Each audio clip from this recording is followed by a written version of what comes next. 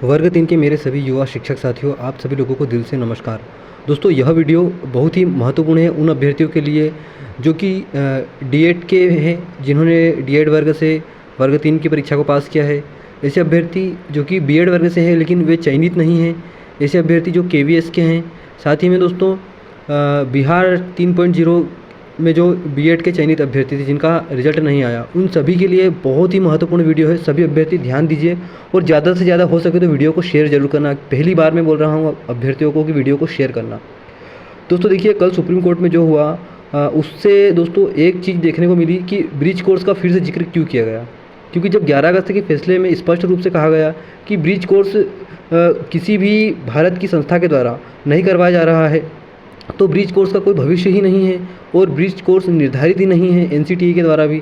तो क्या दोस्तों, चयनित अभ्यर्थियों के लिए ब्रिज कोर्स फिर से बनाया जाएगा और उन्हें ब्रिज कोर्स करवाया जाएगा? तो दोस्तों, ऐसे में तो उन अभ्यर्थियों का शोषण होगा ना, जो कि डीएड वर्ग के हैं, जो कि वास्तविक योग्यता असल में रखते हैं। कैसे? क्योंकि दोस्तों, वर्ग 3 की जो भर्ती है यह पहले ही सब्जेक्ट टू आउटकम रख दी गई थी। दोस्तों, बीएड वर्ग के जो अभ्यर्थी हैं ये चयनित इसलिए हुए थे क्योंकि भर्ती प्रक्रिया को रोका न जाए और भर्ती प्रक्रिया को तब तक जारी रखा जाए जब तक कि सुप्रीम कोर्ट का जो 11 अगस्त का फैसला न आ जाए।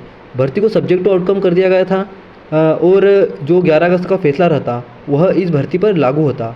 लेकिन दोस्तों, अब ब्रिज कोर्स की फिर से बात हो रही है, जबकि फैसला बीएड के खिलाफ है और सब्जेक्ट टू आउटकम भर्ती होने के बावजूद भी डीएलएड के अभ्यर्थियों के साथ गलत हो रहा है।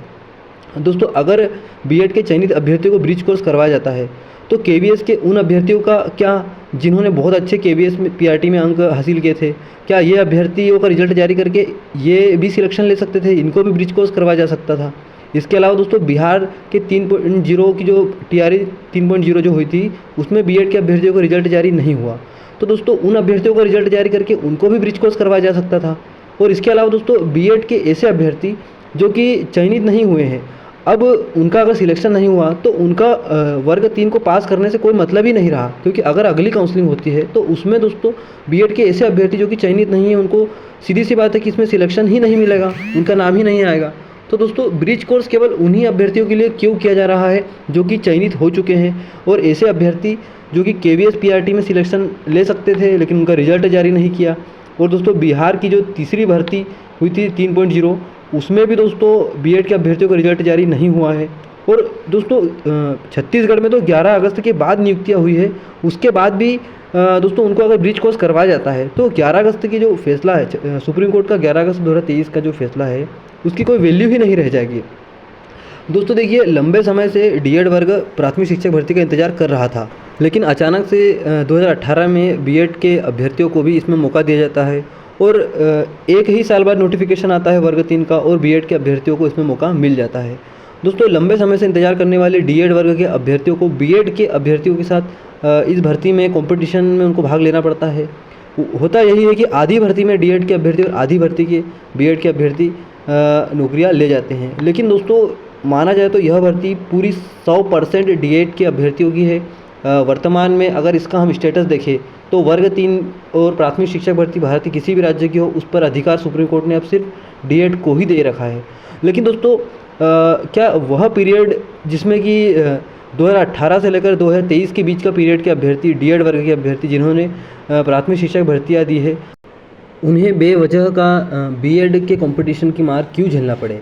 और दोस्तों, इसके अलावा अगर हम बात करें कि इतने लंबे समय से इस केस को खींचा गया, दोनों वर्गों के अभ्यर्थियों ने लाखों रुपए खर्च किए।